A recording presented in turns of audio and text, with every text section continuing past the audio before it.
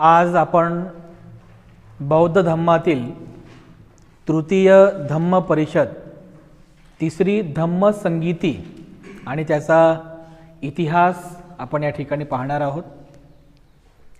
तिसरी धम्म संगीतीची पार्श्वभूमी, त्या तिसऱ्या धम्म संगीतीमध्ये झालेली कार्यवाही आणि तिसऱ्या धम्म संगीतीची फलश्रुती, अशा मुद्द्यावाईज आपण या तिसऱ्या धम्म संगीतीचा अभ्यास करणार आहोत। यापूर्वी आपण बौद्ध धम्मातील प्रथम धम्म संगीतीचा इतिहास बघितला, द्वितीय धम्म संगीतीचा इतिहास बघितला। या दोन्हीही संगीतीचा इतिहास ज्या पुस्तकामध्ये उल्लेखित केलेला आहे तो संदर्भ आपण बघितलेला आहे। कुठे? विनय पिटकामध्ये चुल्लवग्गमध्ये 11वा आणि 12वा भाग। ठीक आहे ना? जो विनय पिटक आहे त्या विनय पिटकामध्ये 11वा जो भाग आहे चुल्लवग्गातला 11वा भाग, त्यामध्ये प्रथम धम्म संगीतीचा उल्लेख केलेला आहे, संदर्भ आहे। त्यानंतर जो 12वा भाग आहे त्या 12वा भागामध्ये दुसऱ्या धम्म संगीतीचा उल्लेख आहे, परंतु तिसऱ्या धम्म संगीतीचा उल्लेख त्रिपिटकामध्ये नाही आहे। ठीक आहे? त्रिपिटकामध्ये किंवा विनय पिटकामध्ये कुठेही तृतीय धम्म संगीतीचा किंवा तिसरी धम्म संगीतीचा उल्लेख, संदर्भ कुठेच नाही आहे। मग हा इतिहास आपल्याला कुठून पाहायला मिळतो? तर यासाठी आपल्याला त्रिपिटकाच्या व्यतिरिक्त जे बाह्य ग्रंथ आहेत त्या बाह्य ग्रंथांचा आधार घेऊन आपल्याला या तिसऱ्या धम्म संगीतीचा इतिहास आपल्याला पाहायला मिळतो। तर ज्या पुस्तकामध्ये याचा संदर्भ दिलेला आहे ते पुस्तक आहे महावंश। वंश साहित्यातील एक महत्त्वाचं पुस्तक आहे महावंश। या महावंश पुस्तकातील जो अनुच्छेद आहे, अनुच्छेद 5वा, अनुक्रमणिका असते ना, अनुक्रमणिका, तर अनुक्रमणिकापैकी 5व्या अनुक्रमणिकेमध्ये तिसऱ्या धम्म संगीतीचा त्या ठिकाणी आपल्याला इतिहास वाचायला मिळतो। महावंशाच्या अनुक्रमांक 5 मध्ये तिसरी धम्म संगीतीचा इतिहास आपल्याला पाहायला मिळतो।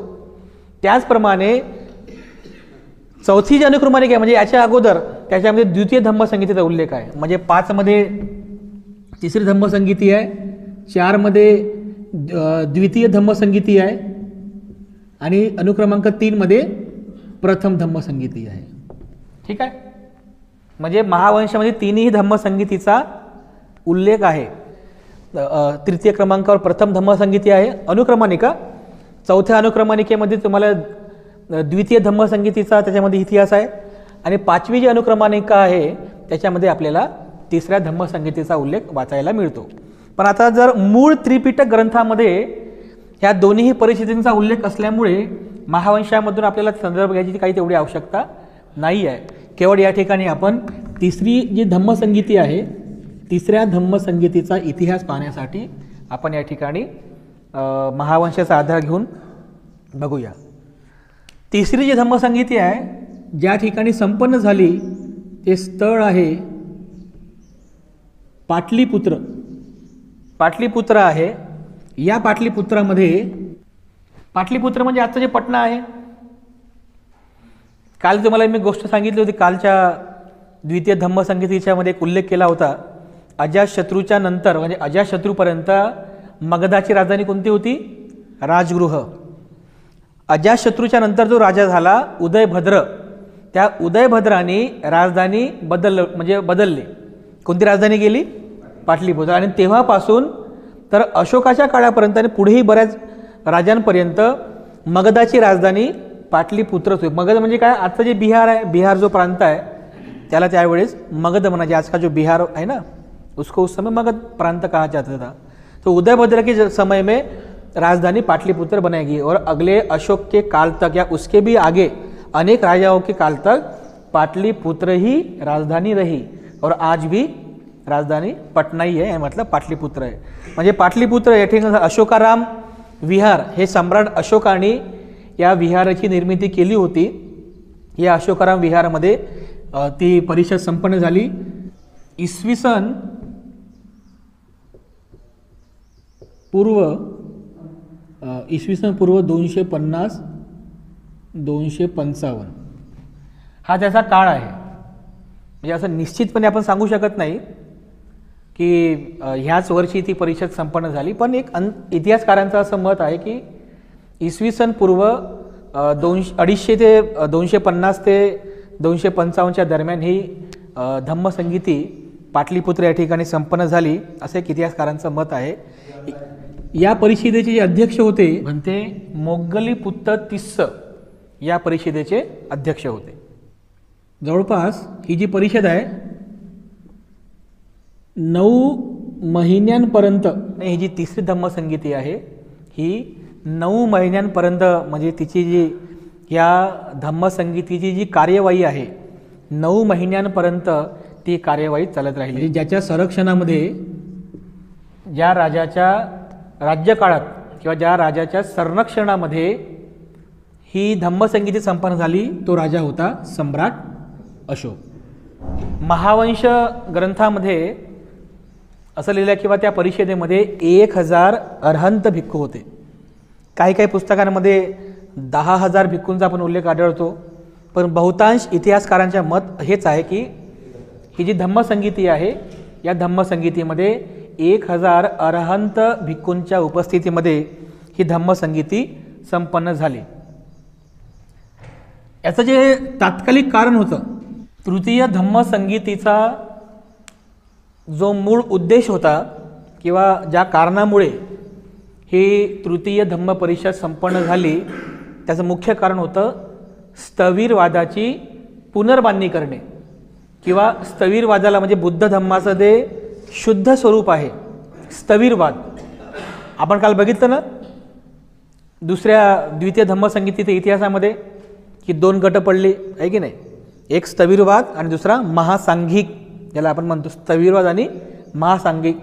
तर तो जो स्थविरवाद आहे, बुद्धाचा मूळ सिद्धांत आचरणामध्ये आणणारे स्थविरवाद, तर तो स्थविरवाद, त्या स्थविरवादाची पुनर्बांधणी करणे, त्याला मुख्य स्वरूप देणे, या मूळ उद्देशासाठी, या कारणामुळे तिसरी धम्मसंगीती अशोकाने त्या ठिकाणी संपन्न केली. जेव्हा ही परिषद झाली तर असं म्हणजे इतिहासामध्ये उल्लेख आहे की जेव्हा सम्राट अशोकाचा राज्याभिषेक झाला, त्या राज्याभिषेकाच्या 17व्या वर्षी 17वें साल ये तृतीय धम्मसंगीती संपन्न हुई है. राज्याभिषेकाचे 17 वर्ष पूर्ण झाले होते, त्यानंतर ही परिषद सम्राट अशोकाने या ठिकाणी आयोजित केली होती. हे ऐतिहासिक तथ्य आहेत. याची थोडी आपण पार्श्वभूमी बघून घेऊया.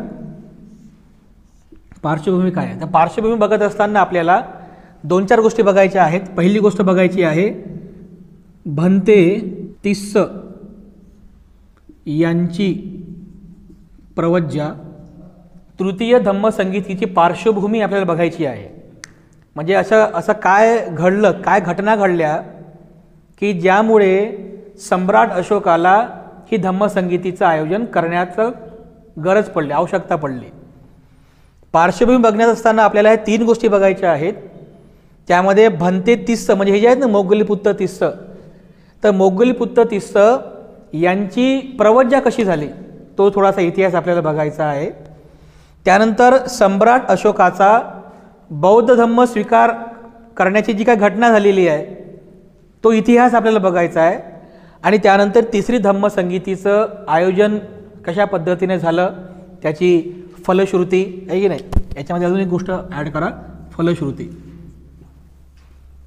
आउटपुट. ह्या 3 गोष्टी आपल्याला त्या ठिकाणी बघायच्या आहेत. तर हे बघूया की भंते तिस्स यांची प्रवज्जा कशी झाली, याचा इतिहास थोडा आपण बघूया. भंते मोग्गलीपुत्त तिस्स यांच्या प्रवज्जेचा इतिहाससुद्धा महावंश ग्रंथामध्ये आपल्याला वाचायला मिळतो. त्याच्यामध्ये असा उल्लेख आहे की जी दुसरी धम्मसंगीती संपन्न झाली, त्याचा इतिहास आपण कालच बघितलं. तर या दुसऱ्या धम्मसंगीतीमध्ये 2 भिक्षू हे उपस्थित नव्हते. 2 भिक्षू उपस्थित नव्हते. त्यांचं नाव होतं सिग्गव आणि चंडविज्ज.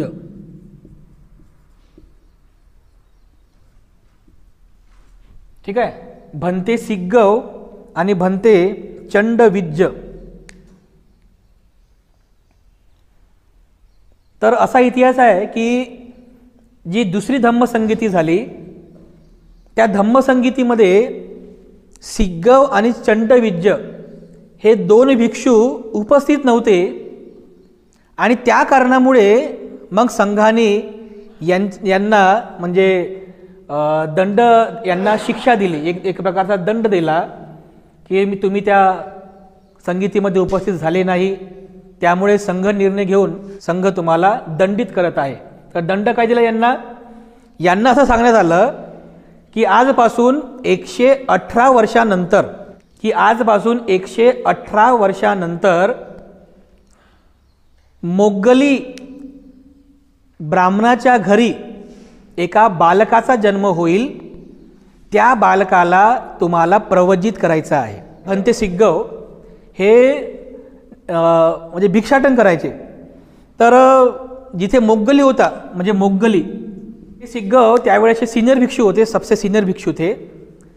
मग हे रोज या मोगली ब्राह्मणाच्या घरी भिक्षाटन करण्यासाठी जात असत. परंतु कधीही त्यांना यांच्या घरून एक अन्नसुद्धा मिळालं नाही. अन्न तर मिळालंच नाही, पण कोणी एक शब्दसुद्धा बोललं नाही. पण तरीसुद्धा भन्ते सिग्गव रोज मोगली ब्राह्मणाच्या घरी भिक्षाटनासाठी जात असत. 7 वर्ष झाले. 7 वर्षाच्या नंतर भन्ते सिग्गव मोगली ब्राह्मण यांच्या घरी गेले. तर हा जो मोगली ब्राह्मण होता त्यावेळेस तो घरी नव्हता, त्याची पत्नी घरी होती. तर ती घरातूनच म्हणते की भन्ते आम्हाला माफ करा, पुढे जा, आगे बढो, आम्हाला माफ करा, पुढे जा. हे शब्द त्या दिवशी भन्ते सिग्गव यांना ऐकायला मिळाले. म्हणजे 7 वर्षांपर्यंत अन्न तर मिळालंच नाही, पण एक शब्दसुद्धा ऐकायला मिळाला नाही. पण आज 7 वर्षानंतर यांना भन्ते माफ करा, पुढे जा हे शब्द ऐकायला मिळाले. त्यांना आनंद झाला. मग ते जेव्हा परत जाऊ लागले तर पुढून हा मोगली ब्राह्मण येत होता. या मोगली ब्राह्मणांनी हात जोडला आणि म्हणाला की भन्ते तुम्ही माझ्या घरी गेले होते, तर माझ्या घरी तुम्हाला काही मिळालं का, भोजन मिळालं? तर सिग्गव भन्ते म्हणाले की हो, मी तुमच्या घरी गेलो होतो, मला मिळालं. तर मग हा घरी येतो मोगली ब्राह्मण. घरी आल्यानंतर आपल्या पत्नीला विचारतो की भार्या भन्ते आपल्या घरी आले होते का? ती म्हणे हो. तू त्यांना काही दिलं का? ती म्हणे नाही. मग या मोगली ब्राह्मणांना वाटलं की सिग्गव जे आहे भन्ते सिग्गव हे तर माझ्याशी खोटं बोलले, उन्होंने मुझसे झूठ कहा, मेरी पत्नी ने तो उन्हें कुछ दिया नहीं, माझ्या पत्नीने यांना काही दिलं नाही, मग हे कसं खोटं बोलले की मला काय मिळालं म्हणून. थांबा, आता दुसऱ्या दिवशी त्यांना विचारतो. दुसऱ्या दिवशी परत मोगली ब्राह्मण सिग्गव भन्तेला विचारतात की भन्ते काल तुम्ही माझ्याशी खोटं बोलले, माझ्या पत्नीने तुम्हाला काहीच दिलं नाही, तरी तुम्ही म्हणाले की मला काहीतरी मिळालं म्हणून, तुम्ही खोटं का बोलले? तर मग भन्ते सिग्गव म्हणतात की हे ब्राह्मण, मी 7 वर्षांपर्यंत तुमच्या घरी भिक्षाटन केलं, मला कधी अन्नसुद्धा मिळालं नाही, शब्दही ऐकायला मिळाला नाही, पण काल मला शब्द मिळाला की भन्ते मला माफ करा, पुढे जा. हे शब्द मला मिळाले. तर त्या मोगली ब्राह्मणाला असं वाटलं की अरे, केवळ शब्द प्राप्त झाल्यामुळे हे भन्ते एवढे आमच्याबद्दल प्रशंसा करतात, आमची स्तुती करतात, मग खरंच जर यांना भोजनदान दिलं तर हे आमचं किती मोठं पुण्य होईल. आदराने हात जोडतात आणि सिग्गवला भन्ते आपण कृपया आमच्या घरी चलावं, आमच्या घरी भोजनदान ग्रहण करावं आणि यानंतर रोज तुम्हाला आमच्या घरून भिक्षा प्राप्त होईल. आणि सिग्गव जे होते हे मोगली ब्राह्मणाच्या घरी गेले आणि अशा प्रकारे मग त्याच्या घरी त्यांचं जाणं येणं सुरू झालं. आणि मग एक दिवशी मोगली ब्राह्मणाच्या घरामध्ये, यांच्या घरात मोगली ब्राह्मणच्या घरी बालकाचा जन्म झाला आणि याच बालकाचं नाव होतं तिस्स. आणि म्हणून यांना मोगली पुत्त तिस्स असं इतिहासामध्ये म्हटलं जातं. मौगली त्यांच्या पिताश्रींचं नाव. बालकाचा जन्म झाला तिस्स, आणि तिस्स याचं बालपण हळूहळू म्हणजे बालपण गेलं जेव्हा हा जो तिस्सा आहे, तिस्साने म्हणजे त्यावेळेच्या प्रथेनुसार एका ब्राह्मणाला जे काही आवश्यक आहे शिकण्यासाठी सर्व प्रकारचे वेदांगे या सर्वांचं शिक्षण घेतलं, अध्ययन केलं, आणि अशा प्रकारे हा तिस्ससुद्धा सर्व प्रकारच्या वेदांमध्ये पारंगत झाला, 3ही वेदांमध्ये पारंगत झाला. आणि जेव्हा हा 16 वर्षांचा झाला, हा जो तिस्सा आहे जेव्हा 16 वर्षांचा झाला, तर एक वेळेस असा प्रसंग घडला की यांचे जे वडील आहेत म्हणजे हे जे मोगली ब्राह्मण आहेत, मोगली ब्राह्मणाने सिग्गव यांना घरी भोजनासाठी बोलवलं होतं. तर भोजनासाठी घरी गेल्यानंतर कुठेही आसन नव्हतं, बसण्यासाठी कुठे आसन नव्हतं. तर ज्या आसनावरती तिस्स बसत असत नेहमी ते आसन रिकामं होतं. तर हे भंते सिग्गव त्या आसनावरती जाऊन स्थानापन्न झाले. थोड्या वेळाने जेव्हा तिस्स त्या ठिकाणी आले, तिस्स ते पाहतात की हे भंते माझ्या आसनावरती स्थानापन्न झालेले आहेत, आणि मग ते त्यांच्यामध्ये थोडासा असा संवेग उत्पन्न होतो.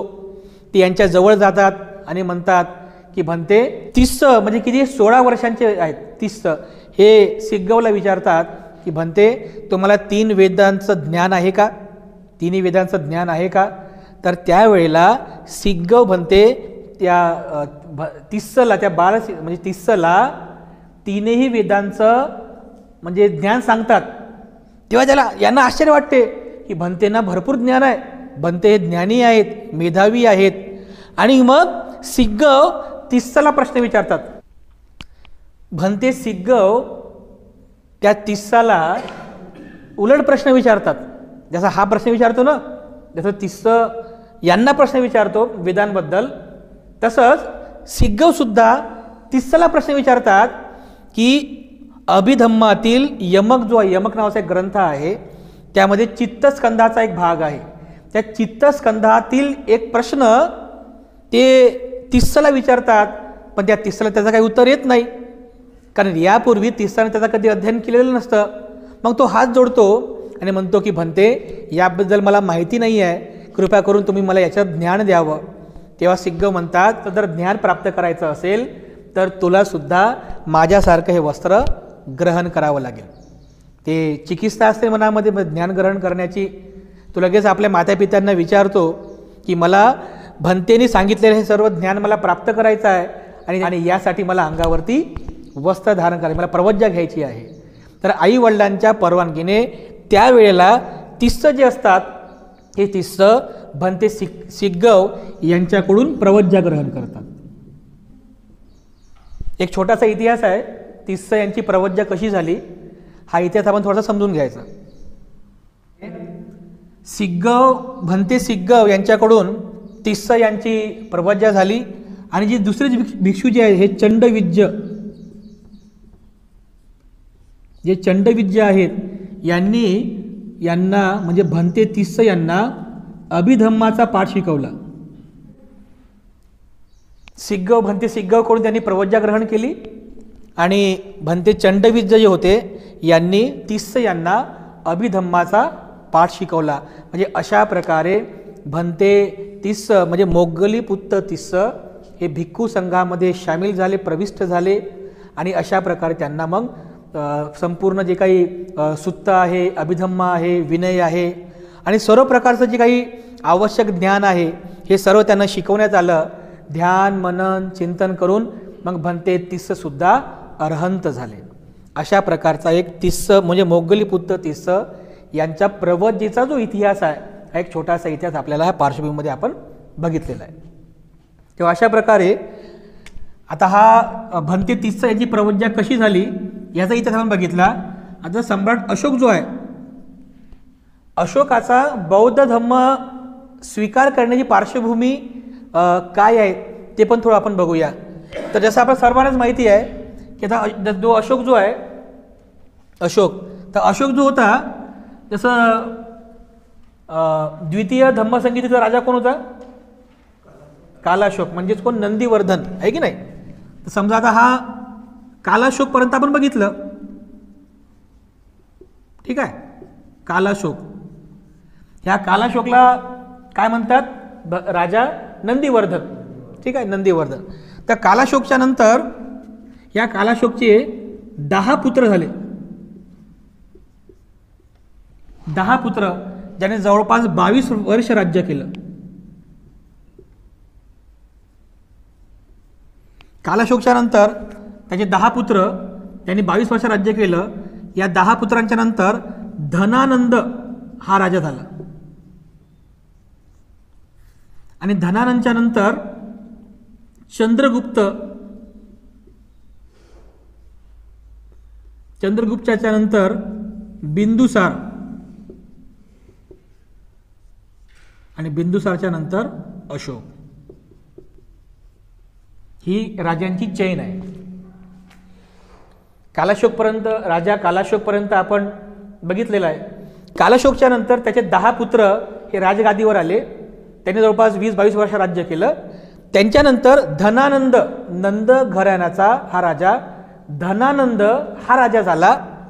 मग इथे इथला जो इतिहास आहे, चाणक्याचा थोडासा इतिहास आहे. तो काय इतिहास आपल्याला इथं बघायचा नाही, कारण आपलं मेन फोकस आहे तृतीय धम्म संगीतीवरती, ठीक आहे. जेव्हा आपण अशोकाचा इतिहास बघू तेव्हा हे सगळं आपण त्या ठिकाणी डिटेलमध्ये बघूया. एक शॉर्टमध्ये तुम्हाला सांगतो, चाणक्य जो होता हा महामंत्री होता धनानंदच्या राजदरबारामध्ये. चाणक्याने या धनानंदला नेस्त केलं आणि त्या ठिकाणी चंद्रगुप्तला राजगादीवरती बसवलं, ठीक आहे. चाणक्याने चंद्रगुप्तला राजगादीवरती बसवलं.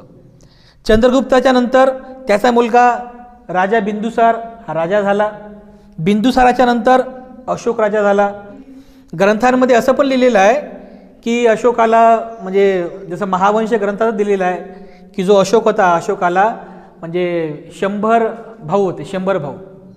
त्यापैकी जो एक भाऊ होता तिस्स कुमार, त्याला सोडून या अशोकाने बाकी 99 भावांना मारलं आणि तो राजगादीवरती बसला. असं काही या महावंश किंवा काही असं बाकी ग्रंथांमध्ये असा उल्लेख आहे. आता ते किती खरं आहे आणि किती खोटं आहे हा अजूनही प्रश्न आहे.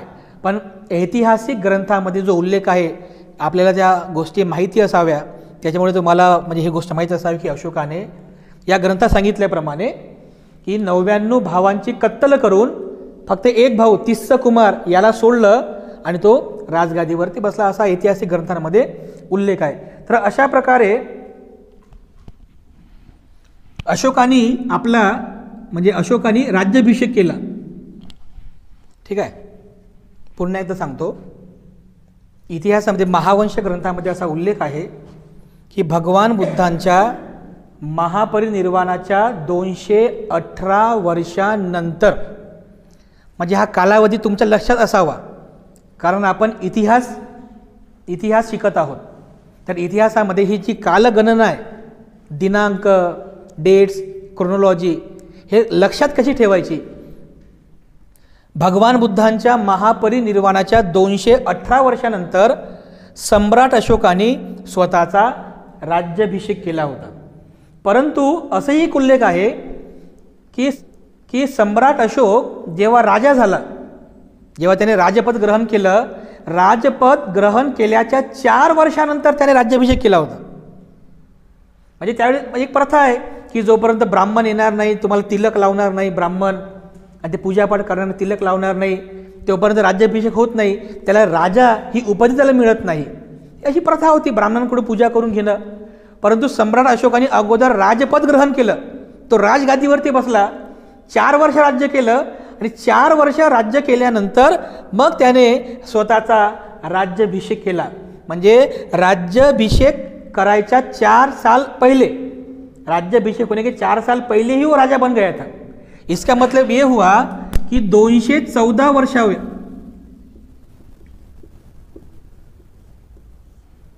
आलं का लक्षात. म्हणजे भगवान बुद्धांच्या 214 वर्षानंतर तो राजा बनला फक्त, पण 4 वर्ष राज्य केलं आणि बरोबर 218 वर्षानंतर त्याने राज्याभिषेक केला. हे थोडं कन्फ्युजन होऊ नका, हे लक्षात राहू द्या, कारण पुढं याचं काम पडणार आहे. मी जेव्हा तुम्हाला विचारेल ना, ते तुम्ही मला सांगितलं पाहिजे. हे लक्षात राहू द्या. भगवान बुद्धांच्या महापरिनिर्वाणाच्या 214 वर्षानंतर अशोक राजा झाला. 4 वर्ष राज्य केलं, म्हणजे बरोबर 218 वर्ष झाले. आणि बरोबर 4 वर्षानंतर भगवान बुद्धांच्या म्हणजे 218 वर्षानंतर त्याने स्वतःचा राज्याभिषेक. तर भारतीय ग्रंथांमध्ये असा उल्लेख आहे की जे हे झालं कलिंगचं जे युद्ध झालं, कलिंगचं युद्ध की नाही, महावंशामध्ये कलिंगच्या युद्धाचा उल्लेख नहीं है. हे पण गोष्ट तुम्ही लक्षात घ्या. महावंश किताब में सम्राट अशोक के कलिंग युद्ध के बारे में कहीं भी उल्लेख नहीं है. महावंशामध्ये 3ऱ्या धम्मसंगीतीचा उल्लेख आहे, परंतु सम्राट अशोकाच्या जीवनातील कलिंग युद्धाच्या घटनेचा या पुस्तकामध्ये कुठे उल्लेख नाही आहे. त्याच्यात असं दिलेलं आहे की याचा जो जावई होता अग्निब्रह्मा, म्हणजे संघमित्राचा पती, याची मुलगी संघमित्रा होती ना, संघमित्राचा पती अग्निब्रह्मा त्याचं नाव होतं. तर तो भिक्षू झाला. त्याच्यानंतर त्याचा जो भाऊ होता तिस्स कुमार, तो पण भिक्षू झाला. त्याच्यामुळे हळूहळू त्याच्या सहवासातले काही जे लोक होते ते भिक्षू झाले आणि त्यामुळे हळूहळू अशोकाचं मन बौद्ध धम्माकडे वळालं. अशा गोष्टी महावंशामध्ये अशा प्रकारचा इतिहास सांगितलेला आहे. भारतीय ऐतिहासिक पुस्तकामध्ये आपल्याला काय आढळते? कलिंगचं युद्ध, बरोबर आहे. मग आपण ते वाचतो की सम्राट अशोकाने कलिंगमध्ये युद्ध केलं, रक्तपात झाला, सगळीकडे रक्ताचा म्हणजे सडा वाहत होता, सगळे लोक दुःखी होते. जिचा भाऊ मेला, जिचा पती मेला, जिचा मुलगा मेला, ज्याचा मित्र मेला, ते सगळेजण रणकंदन करत होते आणि अशोकाला शिव्या देत होते की तू चंडाशोक आहे, तू क्रूर आहेस वगैरे वगैरे.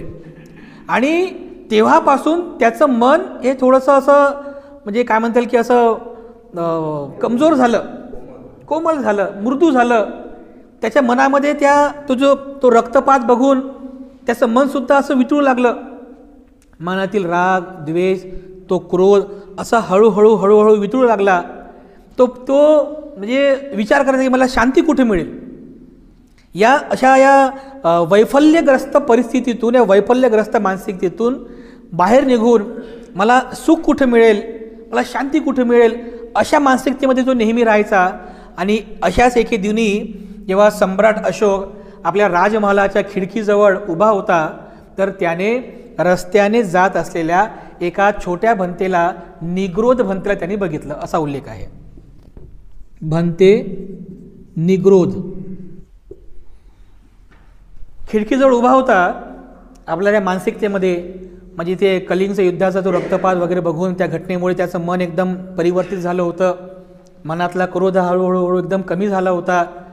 सुख पाहिजे, शांती पाहिजे या आशेमध्ये तो होता, त्या मानसिकतेमध्ये होता.